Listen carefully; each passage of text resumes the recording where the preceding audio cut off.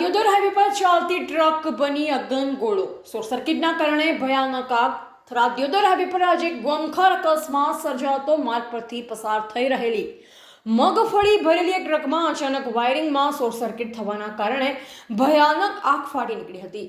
Truck ચાલકને આગની જાણ થતાં તેણે સમય સૂચકતા વાપરી ટ્રકને રોડની સાઈડમાં ઊભી રાખી દીધી અને નીચે ઉતરી જતા તેનો આબાદ બચાવ થયો। હાઈવે પર ટ્રક સળગતી હોવાના કારણે બંને બાજુ વાહનોની લાંબી કતારો લાગી હતી। આસપાસના લોકો અને અન્ય વાહન ચાલકો ઘટના સ્થળે ઉમટી પડ્યા। ઘટનાની જાણ થતાં જ સ્થાનિક પોલીસ અને ફાયર ફાઇટરની ટીમ ઘટના સ્થળે દોડી આવી। ફાયર બ્રિગેડ દ્વારા ભારે જહેમત બાદ આગ પર કાબુ મેળવવામાં આવ્યો હતો। સદનસીબે આ દુર્ઘટનામાં કોઈ જાનહાનિના સમાચાર નથી। રિપોર્ટર નરેશ ડી વ્યાસ, બનાસની પુકાર સમાચાર, ગુજરાત।